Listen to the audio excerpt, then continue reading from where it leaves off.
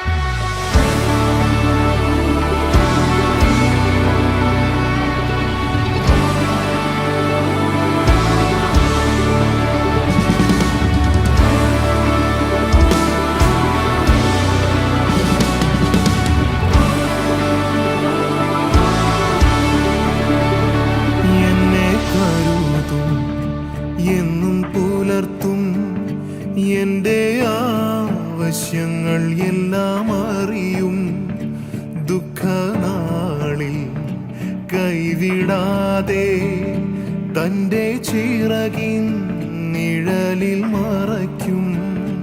എന്നെ കരുതും എന്നും പുലർത്തും എന്റെ ആവശ്യങ്ങളെല്ലാം അറിയും ദുഃഖനാളിൽ കൈവിടാതെ തന്റെ ചിറകിൻ നിഴലിൽ മറയ്ക്കും. ആശ്രയിപ്പാൻ എനിക്കെന്നും സർവശക്തൻ കൂടെയുണ്ട്. തളരാതെ മരുഭൂവിൽ യാത്ര ചെയ്യും പ്രത്യാശയോടെ. ആശ്രയിപ്പാൻ എനിക്കെന്നും സർവശക്തൻ കൂടെയുണ്ട്. തളരാതെ മരുഭൂവിൽ യാത്ര ചെയ്യും പ്രത്യാശയോടെ.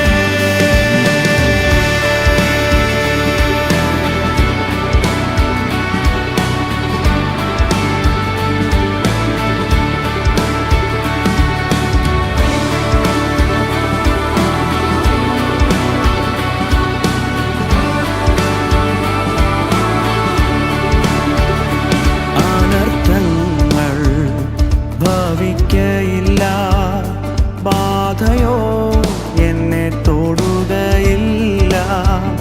പാതകളിൽ ദൈവത്തിൻ്റെ ദൂതന്മാർ കരങ്ങളിൽ വഹിക്കും. അനർത്ഥങ്ങൾ ഭവിക്കയില്ല, ബാധയോ എന്നെ തൊടുകയില്ല. പാതകളിൽ ദൈവത്തിൻ്റെ ദൂതന്മാർ കരങ്ങളിൽ വഹിക്കും. ആശ്രയിപ്പാൻ എനിക്കെന്നും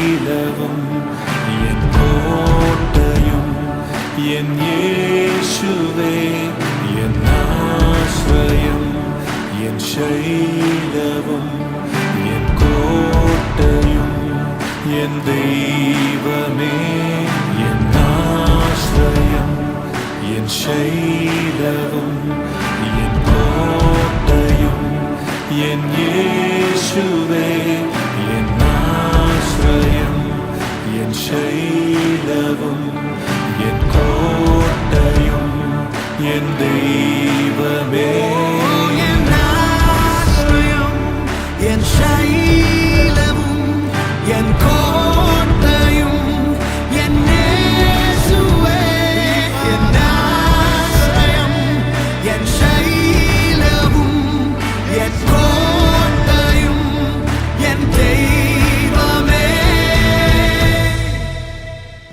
ആശ്രയിപ്പാൻ എനിക്കെന്നും സർവശക്തൻ കൂടെയുണ്ട്. തളരാതെ മരുഭൂമിൽ യാത്ര ചെയ്യും പ്രത്യാശയോടെ ആശ്രയിപ്പാൻ എനിക്കെന്നും സർവശക്തൻ കൂടെയുണ്ട്. തളരാതെ മരുഭൂമിൽ യാത്ര ചെയ്യും പ്രത്യാശയോടെ.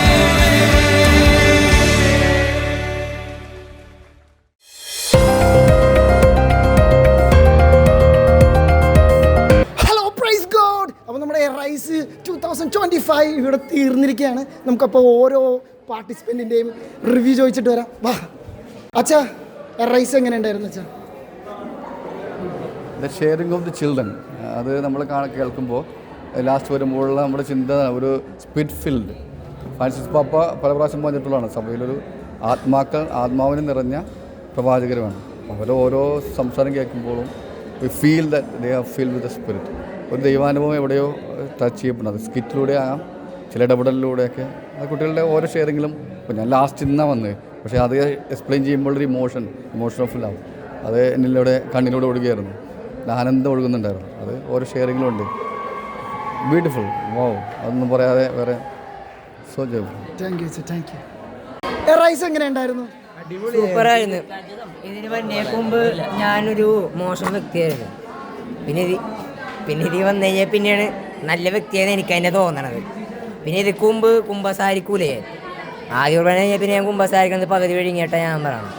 ഇപ്പം പിന്നെ ഫുള്ളും പറയണ്ട, ആരാധന സൂപ്പറാണ്, ഇവിടുത്തെ അച്ഛന്മാർ സൂപ്പറാണ്, പാട്ട് സൂപ്പറാണ്, പിന്നെ ഇതെന്നാണ് ഇവിടുത്തെ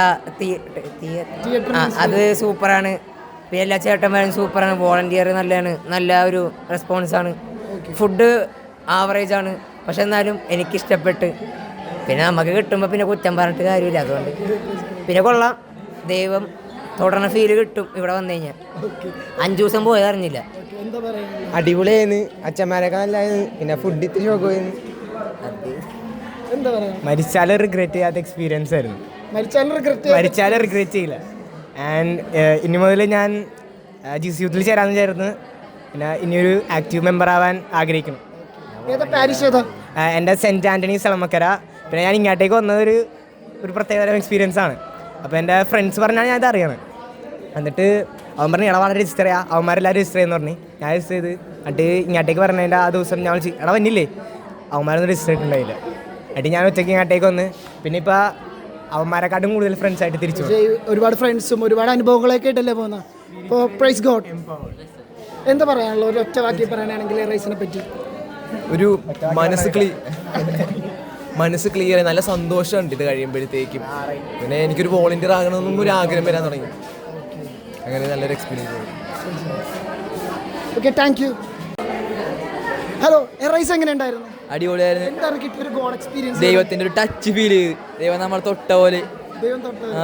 അപ്പോൾ അടിപൊളിയായിരുന്നു. അടിപൊളിയായിരുന്നു, ഒരു ഭയങ്കര ബോണ്ട് വന്നായിരുന്നു. റൈസ് എങ്ങനെ ഉണ്ടായിരുന്നു? വളരെ നല്ലതായിരുന്നു. നല്ലൊരു കൺഫെഷൻ കൂടാൻ പറ്റി, പിന്നെ നന്നായിട്ട് കുർബാന കൂടാൻ പറ്റിയായിരുന്നു, പിന്നെ നന്നായിട്ട് ദൈവത്തിനെ വർഷിപ്പ് ചെയ്യാൻ പറ്റി. ഒരു അടിപൊളി അനുഭവമായിരുന്നു. റൈസിനെ പറ്റി എന്താ പറയാനുള്ളത്? നല്ല എക്സ്പീരിയൻസ് ആയിരുന്നു. കുറേ പേരെ പരിചയപ്പെടാനൊക്കെ പറ്റി. എന്തൊരു ഗോഡ് എക്സ്പീരിയൻസ്. എക്സ്പീരിയൻസ് കുർബാനയൊക്കെ ആദ്യമായിട്ട് ഭയങ്കര വിശുദ്ധിയിൽ കൂടി. പിന്നെ കൺഫെഷനൊക്കെ അടിപൊളിയായിരുന്നു. എന്താ റൈസിനെ പറ്റി പറയാനുള്ളത്? അടിപൊളിയായിരുന്നു, പാട്ടൊക്കെ അടിപൊളിയായിരുന്നു, നല്ല ധ്യാനവും നല്ല അടിപൊളി കുർബാനയൊക്കെ ആയിരുന്നു. സ്കിറ്റ് സൂപ്പറായിരുന്നു. പിന്നെ കുറേ ഫ്രണ്ട്സിനെ കിട്ടി. കുറേ ഫ്രണ്ട്സ് മാത്രമല്ല, ചേട്ടന്മാരെയും ചേച്ചിമാരെയും കിട്ടി. പിന്നെ എല്ലാവരും പരിചയപ്പെടാൻ പറ്റി. പിന്നെ ഇനി അടുത്ത വർഷം വോളണ്ടിയറായി വരണമെന്ന് ആഗ്രഹമുണ്ട്. വരികയും ചെയ്യും. Hello hello hello hello Rise എങ്ങനെ ഉണ്ടായിരുന്നു? അടിപൊളി അടിപൊളി അടിപൊളി, ഒരു രക്ഷയില്ല. പിള്ളേരൊക്കെ സെറ്റ് ആയിട്ടുണ്ട്. ആ ഒരു സ്പിരിറ്റ് നമുക്കറിയാം. അടുത്ത റൈസ് അവരെല്ലാവരും ഉണ്ടാവും. അത്രയ്ക്കും പിള്ളേര് ഹാർട്ട് ടച്ച് ചെയ്ത് സ്കിറ്റാണ്. എന്തായാലും അടിപൊളിയായിരുന്നു. സൂപ്പർ പരിപാടി. ഒന്നും പറയാനില്ല. റൈസ് എങ്ങനെ ഉണ്ടായി? പൊളി, തകർത്തു. റൈസ് എങ്ങനെ ഉണ്ടായി? അടിപൊളിയായിരുന്നു. റൈസ് എങ്ങനെ ഉണ്ടായിരുന്നു?